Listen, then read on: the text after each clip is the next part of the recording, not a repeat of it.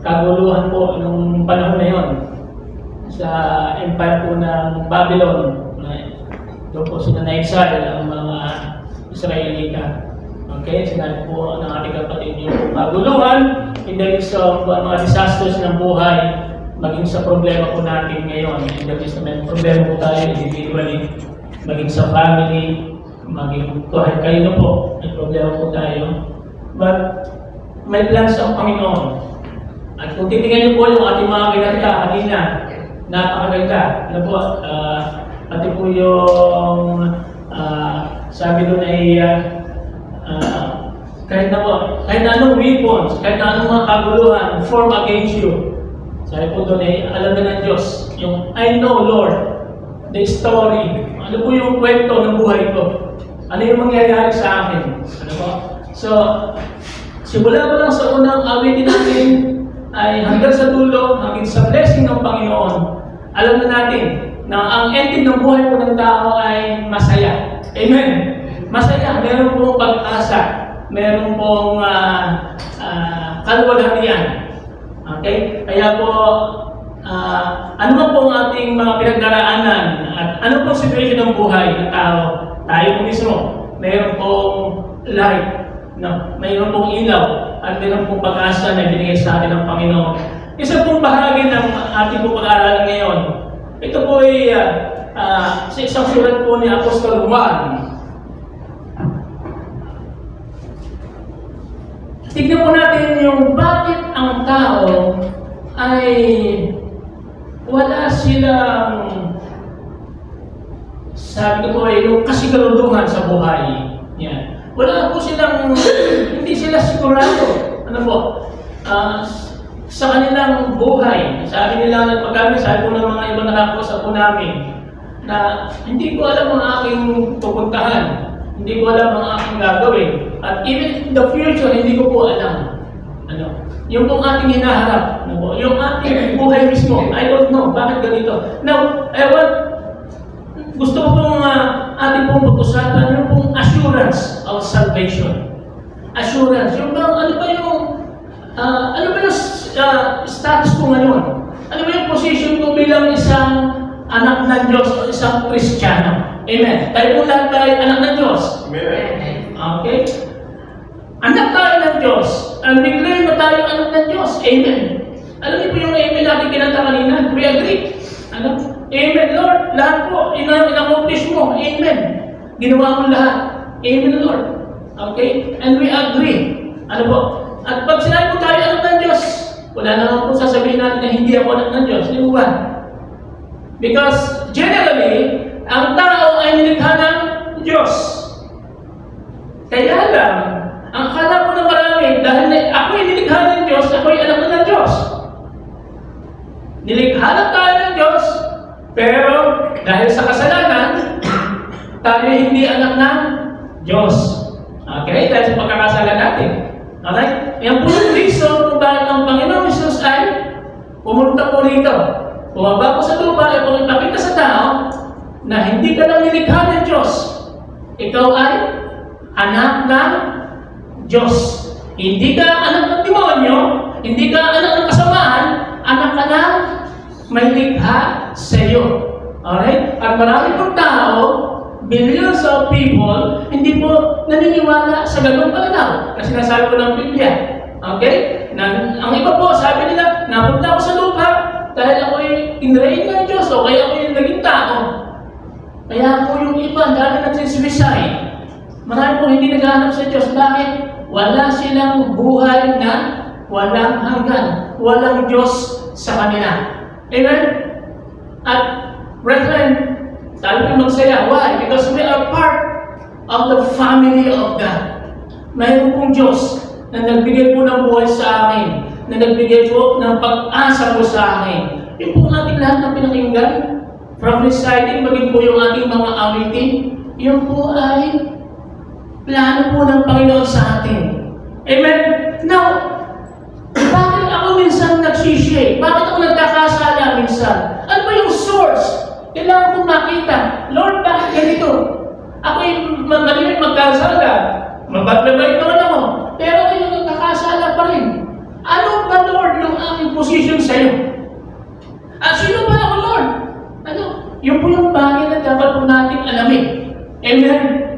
Kasi yun po yung bagay na magpupang makaiwas tayo sa paggawa po ng kasamaan. Sa 1 John, ang aklat po ni Juan, sa 1 John 1:8.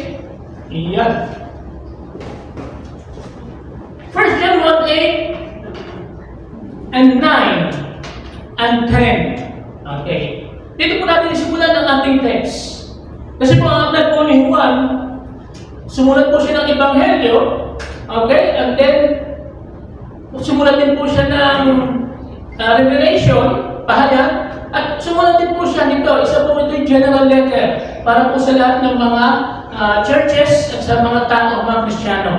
At dito po sinulat po ni Juan, ang unang aklat po ni Juan, chapter 1, verse 8, 9, and 10. Basahin po natin.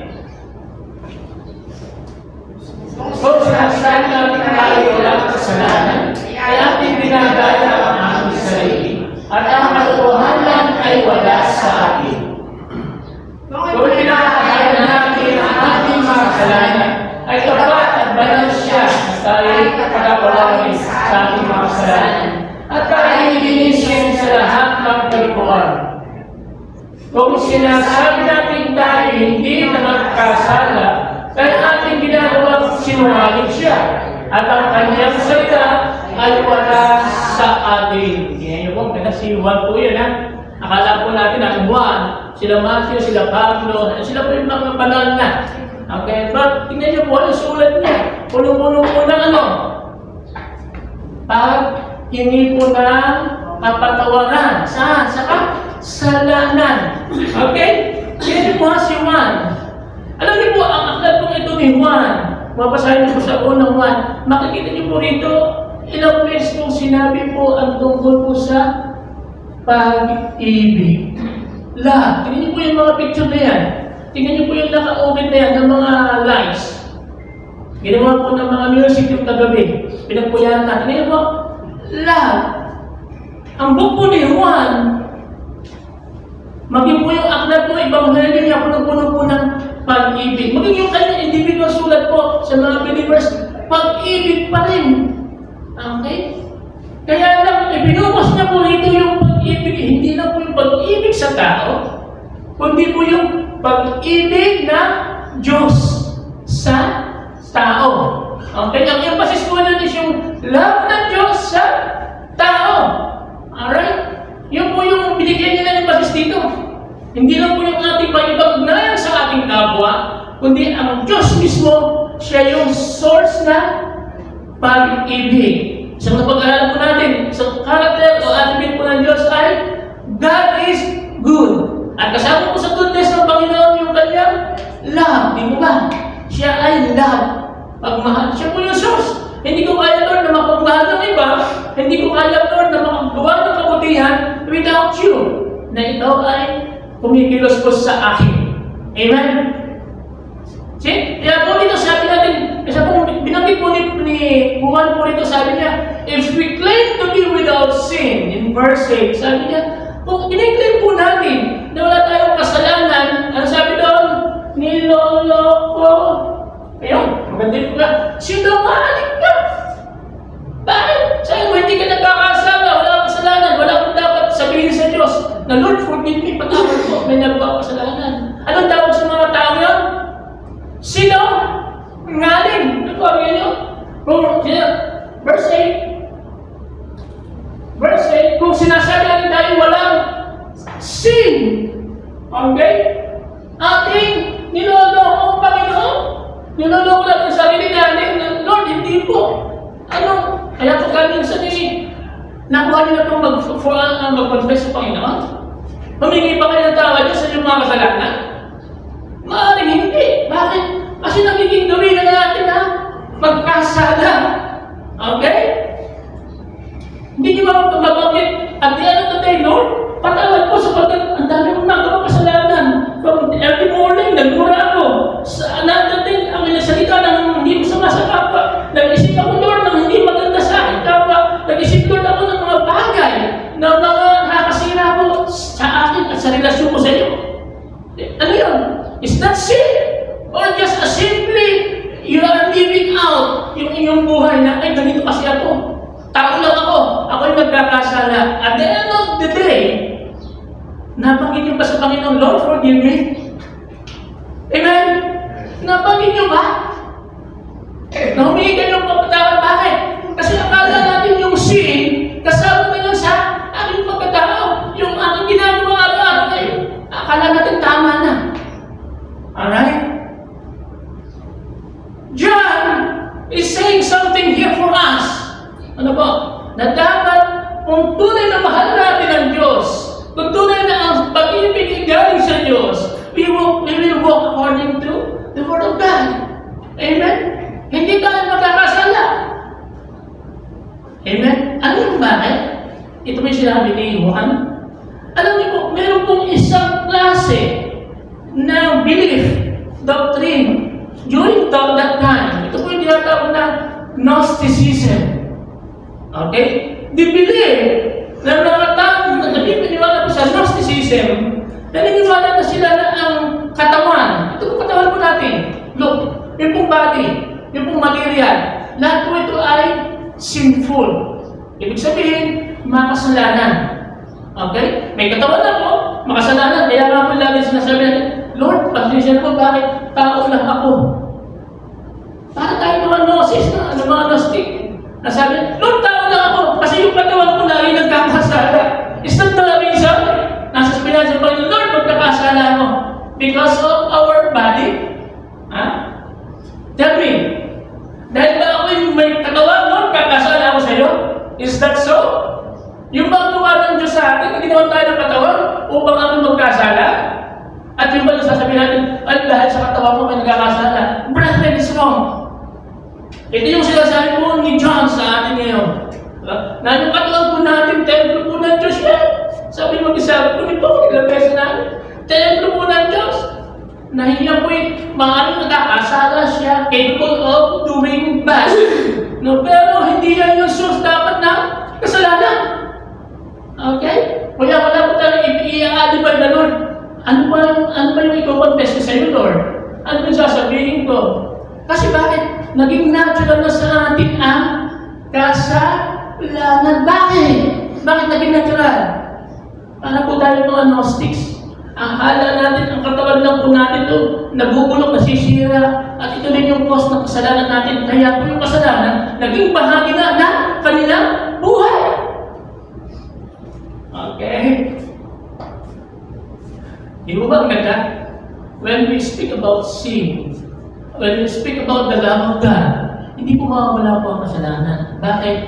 Kasi nga, for God so loved the world that He gave His Son. Bakit?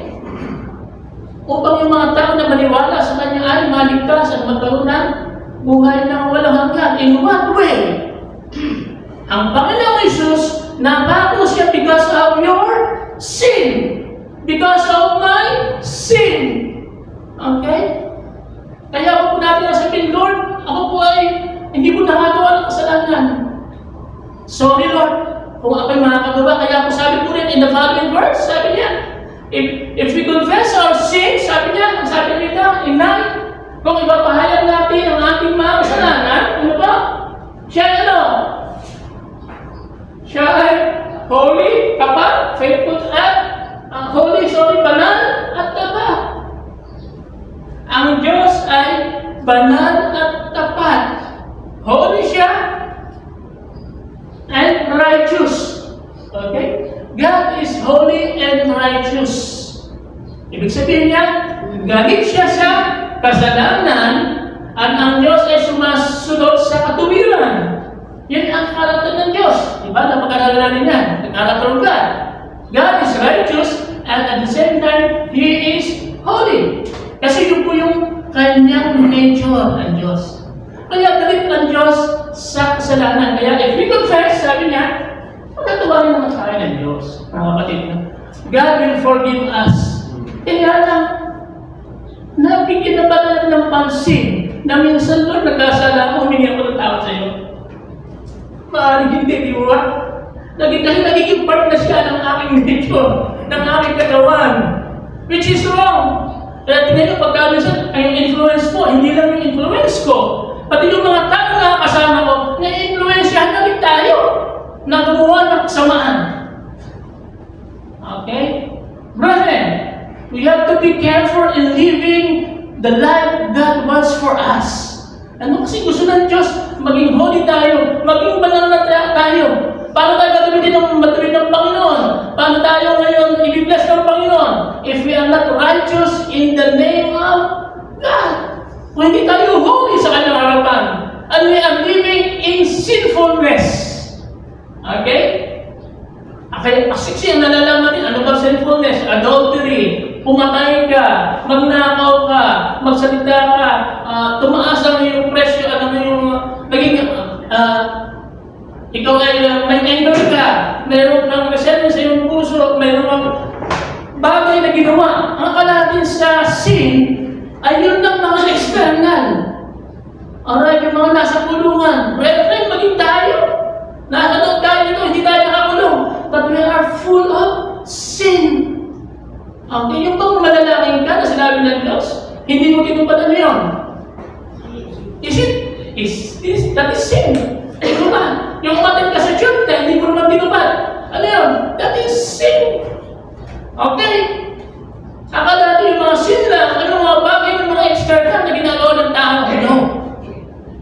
Hindi lang po yung sin. Maging yung mga bagay na ating hindi dapat ating gawin. Yung righteousness, yung mga kautosan ng Diyos, hindi natin ginawa ano yun. At lapag po sa Diyos yung, alright, maging yung prayer po natin, hindi ako mag-pray, Lord, sa iyo. Kasalanan yun. Then you have to ask the Lord, Lord, forgive me. At tawarin niyo po. Why? Kasi yung pumato na Diyos nandiyan. God is holy. Ano po? God will sanctify you and He will make you righteous in His, sa Kanya po, presensya. Okay, why? Well, taking much of this sin. Kasi po, ang sin, yan po yung isang bagay upang ikaw ay makapagmahal ng kapwa at ng Diyos. Okay? Subukan mo may kasalanan ka, magmahal ka. Parang mahirap yun. Okay? First, you have to come to the Lord, Lord, forgive me. Then the Lord will bless you and God will tell you, go. Okay, share. Strengthen others. May kasalanan ka, di ka na strengthen others. Kaya lang, pag lagi tayo may kasalanan, brethren, we will not be able to be used by God. Pag lagi tayong nagdidwell sa kasalanan, okay? Meron tayong susi sa Diyos. Okay? Whenever we sin, ask God for forgiveness. Ask God for forgiveness. Okay? That's the main point. Kaya po, sabi sa inyo, gusto mong itanong mo yung assurance ng salvation. Yung relation po natin. Assure na ba ang salvation? Kapatid, maaaring hindi pa. Bakit? Kasi lagi ako nagkakasala. Okay? See? Yung lagi ang reason natin. Kasi lagi ako nagkakasala. Assure na ba? Totoo ba ako pag kami namatay ngayon, I'll go to heaven? O I'll go to hell? Okay? Siguro kapatid pa ka, hindi pa. Kasi dami akong mga di pinagdaraanan. Mga problema ko, magiging problema. Magiging pagkakasala ko, lagi ko nagagawa. But it's wrong, brethren. Okay? Wrong. Hindi mo yung dahilan kung bakit ikaw ay assured na sa salvation. Malaki po, may issue po yung ating kasalanan. Okay? Because God, nung pumunta po si Jesus dito, He shoot out yung po kasalanan. Yun ang ginagawa niya. At nakuha niya pong mahalin ang tao. Because nung siya po ang nagbata po ng kasalanan ng tao, ng paghihirap, kinuha niya po sa atin yung bunga o yung suffering po o consequence po ng kasalanan po natin. Amen? Ito po yung ginawa ng Panginoon Jesus. Kaya po yung kasalanan po natin, ito yung sabi nga po natin, mga maliit na po ang kasalanan, what we are doing now. But it's a big factor in God. Kasi po, holy siya. Ayaw na po tayo lumakad na hindi po banal at maayos na pamumuhay. Brethren, isa pong bagay, hindi ko po ang tatlo about assurance of salvation. First, yung pong pinaka-basic na tinatag po natin about sin. Okay? God does not want us to live in sin. Kasi ang gusto niya, kung anak ka na ng Diyos, ikaw ay dapat wala na sa kasalanan. If you remember, in chapter 5, post lang sa chapter 5, verse 18. Tingnan niyo po sa chapter 5, verse 18. May sinabi po si John po rito, ganda natin niya. Yan. Basahin natin. Nalalaman natin na ang sinumang pinanganak ng Diyos ay hindi nagkakasala. Datapot ang pinanganak ng Diyos ay nag-iingat sa kanyang sarili at hindi siya nagagalaw ng masama. Okay. So, ang ganda po sabi doon, no? We know that anyone born of God, lahat na naging born again, o anak ng Diyos, sabi niyo, does not continue to sin. Hindi na, sabi ito, hindi na siya nag-i-stay sa pagkakasala. Okay? Hindi siya nag-i-stay. Alright? Anak ka na ng Diyos.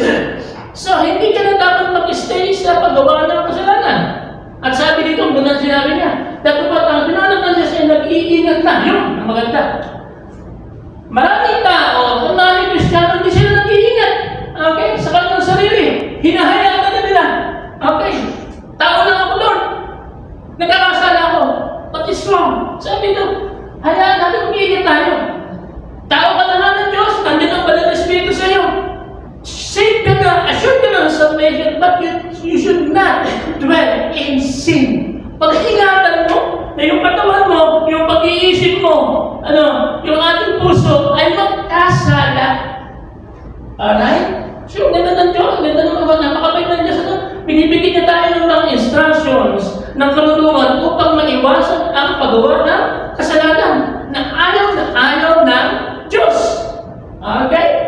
Sabi mo rito, ingatan mo ang iyong sarili at hindi siya ginagalaw ng masama.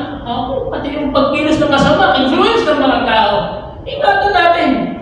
Otherwise, we are living the same as them. Alam po, ng masama. Okay? So, we have to be very careful. Anak na ng Diyos. Dito pa lang, yun po yung assurance na nasa Diyos na. Bakit?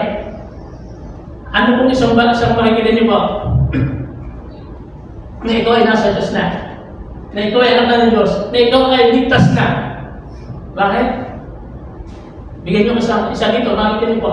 Ano po isang bagay na makikita niyo na ikaw ay assured na? Na Lord, ako po ay ligtas na, ito ay nasa iyo. Ano po? Okay? Yung kasalanan, wala ng power sa iyo. Okay? Ano pa?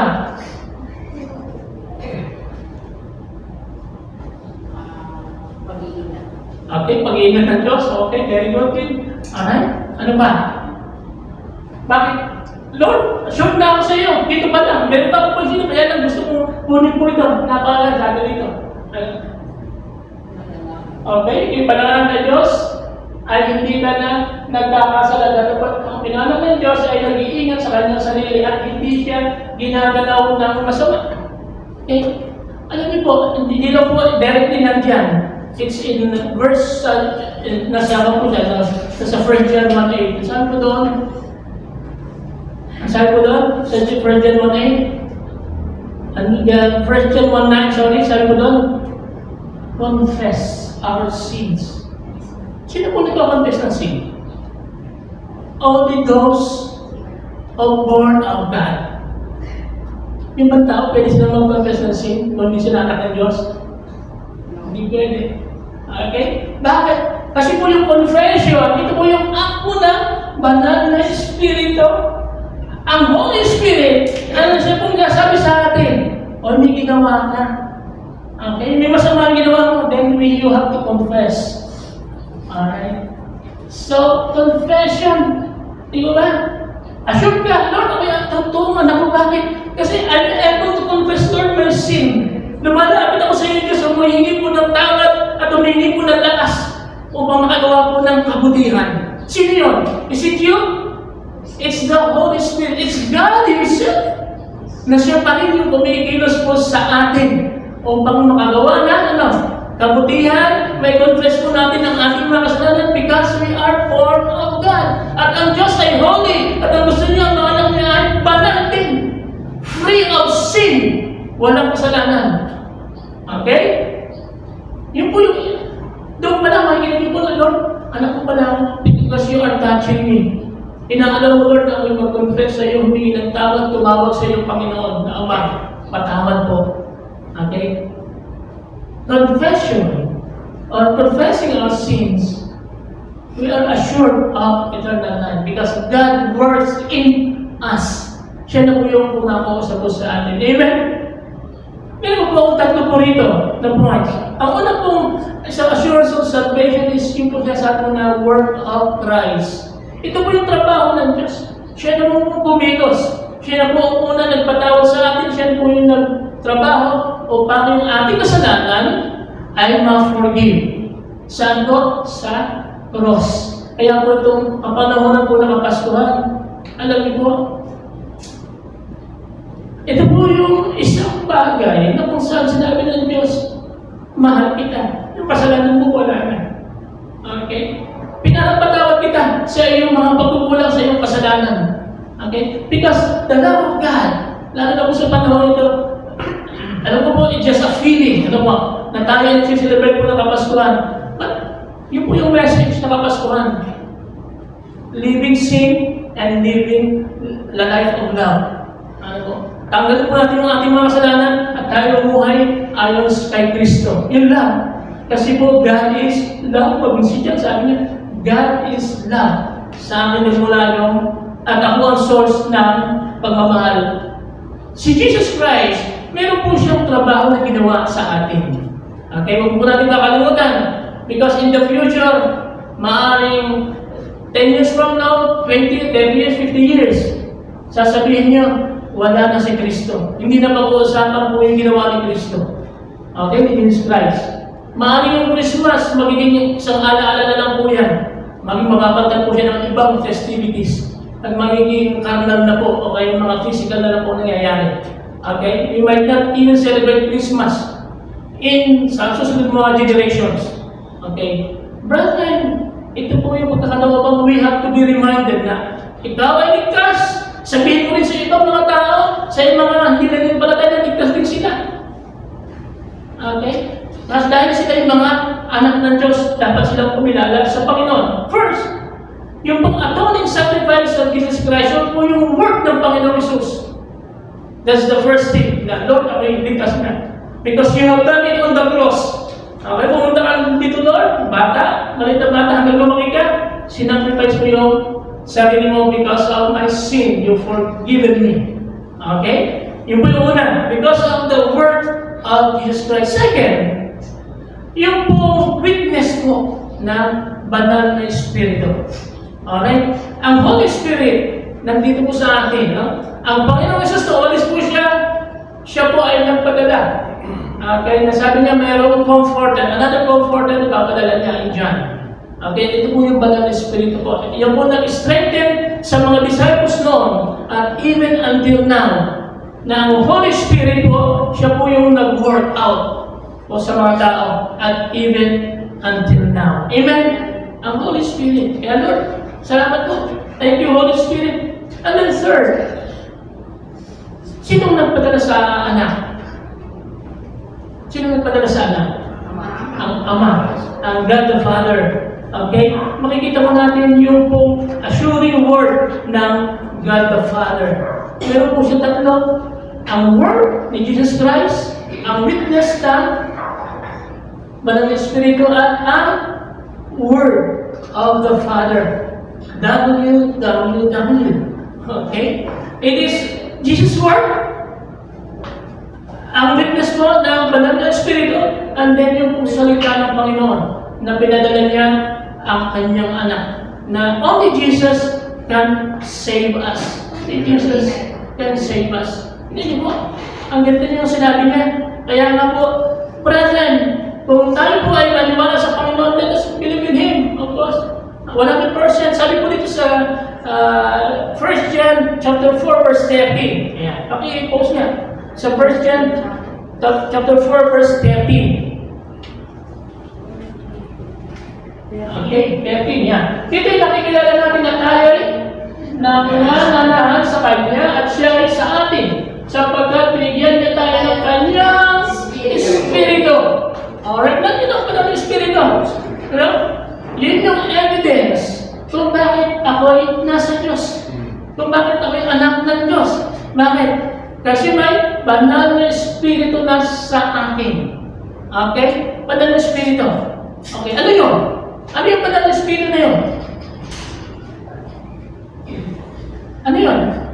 Yun yung ang Diyos na kumikilos po sa atin. Yun po yung presensya niya sa atin. Kaya nga po, ang Panginoon lagi na sabi, huwag kayong mag-worry, huwag kayong mag-abala, huwag kayong mag-worry sa mga bagay, don't be anxious. Bakit? Nandiyan ang Diyos. Nasa atin. Maging sa Matthew 20, sabi niya, I will be with you till the end of time. At ano nandiyan ako sa inyo? Ano yun? That's the presence of God. Presence ng banal na Espiritu. Okay? Kaya saan ka pumunta, pwede ako. Bakit? Nandun ako. Nandun ang Diyos sa akin. Alright? Nandito kayo sa bukid, nandun kayo sa malalim lugar, nasa bundok kayo, o nasa syudad kayo. Minsan akala po natin, wala ang Diyos sa atin. Okay? We feel that the Lord, that God is not with us. Pero mali po yun. God is always with us. Amen? God is always with us. Ano ba yung assurance ng Diyos sa atin? Na tayo mga anak ng Diyos? Kung iiwan tayo ng Diyos. Okay. What form na sinabi ng Diyos na anak kita? Kung iiwan tayo ng Diyos. Have you think of that? Have you thought of that? Okay? Iisipan natin. Diba? Kaya nga po ang Diyos, when the Lord have plans for us, ang ni Jeremiah, ibig sabihin, may plano Diyos sa atin to prosper us, give us a future. Ibig sabihin, nandoon ang Diyos. Yung assurance natin na hindi tayo iiwan, ninitos na ng Diyos, hindi pa tayo iiwan ng Diyos. Okay? Kaya lang po natin, sometimes you feel God is away from me. Why? Because we are not confessing our sin. Minamaliin natin ang holiness ng Diyos. Ano? Akala natin, righteous na tayo sa Diyos. Tama, Lord, nakagawa ang kabutihan. Pero kapatid, may kasalanan ka. May kasalanan din ako. Okay sa Diyos. That we have to confess. To tell the Lord, Lord, forgive me. God has given us a simple word. Through John. If you confess your sins, God is faithful. And just po siya, holy po siya. Okay? Papatawatin tayo sa tamang sa ating kasalanan. Kaya na, of course, God is just. Merong consequence sa kasalanan natin. Alright? Kaya nga po, kung gagawa tayo ng kabutihan, better to do good. Kasi ang consequence po ng doing good, you are pleasing the Lord. Doing bad, o magkakasala ka yun, you are pleasing sino? Yung kalaban ng Diyos. Alright? And many people now, nabasa ko yung isang article, kaya hindi po na fully nabasa siya, kaya nakita ko lang siya. Yung po sabi po doon na America daw is under attack. Okay? Kaya ano sabi ko, hindi naman America under attack. Maging noon na pa, under attack na po ang kahit na sinong bansa. Maging tayo. Okay? But more so of a Christian. Ang Christian, lagi po siyang under attack. Ina-atake po lagi ng kasamaan. Anytime pwede tayo magkasala, anytime pwede akong magalit sa tao, because we are under attack. Kaya lang, God is faithful. Ano? Hindi natin sinasabi na, we are under attack. Kaya lang, nandiyan ang Diyos eh. Kapag ikaw nasa Diyos na, you will be maaaring atarihin ka ng kalaban ng bad, ni Satan. Okay? Kaya na hindi ka dapat ma-influensyahan to do bad things. Okay? Present, we are children of God. Anak na tayo ng Panginoon, assured na tayo, and we believe that God, that Jesus worked for us, for our salvation. We believe that the Holy Spirit is with us. And we believe in God the Father na nandiyan siya. Nagbibigay po siya ng instruction po sa kanyang mga anak. Okay? Nagmamahal siya. Pinapakita niya po. So now we are assured o affirm po tayo sa salita po ng Panginoon. No, it's not our strength. Hindi po sa atin, sabi po ni Paul sa Ephesians chapter 2. Ano? It is the grace of God. Pakiligin niyo po. Trabaho po ni Jesus Christ, trabaho po ng Banal na Espiritu, trabaho po ng God the Father. Silang lahat. Ano po yung ating, ano po yung ating addition? Ano po yung ating dagdag na salvation? None. We have to believe only in the Lord. Amen? And brethren, pinakamahalagang message po sa atin is always we have to confess. Okay? Whenever we face any sin, okay, nung ginagawa po tayo, alam naman po natin yung masama. Alam naman po natin yung maganda. Ano po? Naman po ay huwag po tayo mag-dwell sa masama. Huwag po tayo mag-dwell sa masama. Alam niyo po yan. Okay? Kaya, pag nag-dwell po tayo sa masama, maaaring may influensya po yung katabi mo, nagawa ng masama, at yung mga kasama mo, may influensya mo rin sila. Pati yung mga tao, makikita ka, na ikaw ay gumawa ng masama, ay naku po, pastor pa naman yan, nakikita ng something. Okay, mga bagay po, masama po siya. Ibig sabihin po yung mga bagay na maging kami, kung ganun din po ang maging aksyon. Sabihin po ng iba, ligtas ba yun? Ligtas ka ba kapatid? Nasa church ka, patas gagawa ka ng ganung kasamaan sa iyong kapwa. Brethren, again, it's a reminder for us, kasi alam po, sasabihin po natin, ako lang ay isang mahina, ako isang tao lamang. Yan po ang pananaw ng mga Gnostics. Nasabi natin kanina, na sa akala nila mahina yung katawan, gagawa siya ng mga masama. Natural na lang yun. Brethren, huwag po natin, gawin po natin easy yung sin. No? Dapat ma-heavy po, dapat wag siya. Tingnan po natin ang sin natin, kalaban ng Diyos. Kaaway po ng Diyos yan. Kaya dapat maging kapagtanggol tayo ng Diyos din. Kung nagawa na kasamaan, we have to obey the Lord. Amen? We have to obey God at ang kanya pong mga salita. Lord, mga kapatid, and from this, makikita niyo po, makakapagpahal po tayo ng maayos sa ating kapwa. Amen. Makakapagpahal po kayo. Subukan niyo din, then you will be able to realize, Lord, ganun pala yun. I will be able to love others also. Di ba, makita ko. Kasi nga po, kayo ang nagmahal sa akin. May show off ko sa lahat ng aking mga nakasalamuhan na mahal din po pala ninyo sila. Dapat po rin silang mahalin. Okay? So brethren, we are assured of salvation. Ligtas na kayo? Ligtas na tayo? Because that is what the Bible says. Isa pong verse, last verse po, sa John chapter 5, verse 24. Si John din po may sulat dito. Sabi niya po dito, John chapter 5, verse 24, sabi po ni Juan Evangelio, basahin mo natin.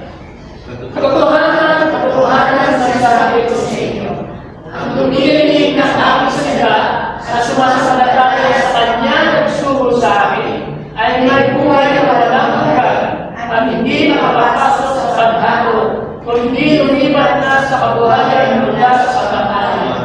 Okay, napagano, sabi niya, ang emphasis niya, katotohanan, sabi ng Panginoon Jesus, lahat ng mga sumusunod sa kanyang salita at nananampalataya sa kay Jesus Christ at sa nagsugo sa Ama, okay, ay may, ano yan? Mayroon ka na buhay na mga hanggan. Pangalawa, hindi ka na magpapasok sa paghatol judgment. Hindi ka na tayo ng judgment. Tulad, di ba? Kundi lumipat na sa kabuhayan mula sa kamatayan. May buhay na walang hanggan. Di ba napakaganda na may buhay na tayong walang hanggan? Dito pa lang sa lupa, mamamatay tayo, may limitasyon ng ating buhay, pero may life tayo after this life on earth. May buhay tayo sa buhay sa piling ng Panginoon. Diba? Ano yun? That is assurance of salvation. We are assured of that. Kaya sabi nito, tingnan nyo, totoo yan. Ang sabi ng Panginoon Jesus, totoo yan. Na may buhay ka na walang hanggan. Kasi tayo naniwala sa Panginoon Jesus. Amen? Purihin mo ang Panginoon. Thank you, God. Panginoon, maraming salamat muli. At Lord, sa araw po nito, salamat po sa aming sinyong salita. Sapagkat pinibigay po ng buhay sa amin. Nagpupuri po sa aming buhay din, Panginoon, upang tumilos po kami ng naayon sa inyo pong kalooban, Lord. Kaya Lord, thank you. At meron kaming word sa araw po ito. Nawa po, Lord, ito hindi manatili sa aming isipan lamang, Lord. At bagkus Panginoon ay magawa po namin to sa tulong niyo po, sa tulong ng banal na Espiritu. Thank you, Lord, because you assured us of heaven, you assured us of our salvation, Lord. Kahit na nandito kami sa lupa, nakakagawa pa rin po ng kasalanan, Lord. You love us. Pinakita niyo na ang inyong pagmamahal, ang inyong biyaya ay nandiyan, Lord. Hindi po ito mapuputol. Hindi po ito, Panginoon, ay mag-extend lang in one day, Lord. But it goes there, Panginoon, sa inyo pong kaharian, Lord. Habang buhay, kami buhay, Lord, meron kaming pag-asa. Nagagawa po kami ng kabutihan, Lord. Help us, O God. At una sa lahat, Panginoon, forgive us our sins. Forgive us our sins, Lord. At turuan niyo po kami na lumakad po sa inyo. Thank you, Lord. And once again, Panginoon, kami po makipag-partake po, O Diyos, inyo pong suffering, Lord, na inyong sinabi noon. Partaking, Panginoon, ng bread and wine, na inyong ginawa noon, Panginoon. Lord, maraming po salamat muli. Pinapaalala niyo sa amin na may ginawa kayo, Lord, para sa amin upang kayo bigyan ng buhay na walang hanggan. And that is on the cross, Panginoon. Nag-suffer po kayo, Panginoon Jesus, at kayo po ay napako sa cross, Panginoon. O Lord, hindi po sa inyong kasalanan, Lord. Kasalanan po namin, Lord. Napako kayo because of our sin. Kaya, Lord, maraming salamat muli, Panginoon, kapag ginawa niyo ito because you love us. Mahal niyo po kami, ayaw niyo po kayo mapunta sa iyo. Pero, Lord, you want us, Lord, na ikaw po yung nasa inyong piling. Kaya once again, we thank you, Lord. Salamat po, Panginoon. Inaalala po namin ang iyong ginawa po, Lord, ang huling hapon na. We will partake, Lord, sa mga elemento po ito na meron po ngayon, O Diyos, at ito po yung magiging symbol po ng inyong pong pagmamahal until you come, Panginoon, sa second coming na muli kayo bumalik, Panginoon Jesus. Hallelujah. Salamat po muli. Salamat po, Panginoon. In Jesus' name, Amen. Amen.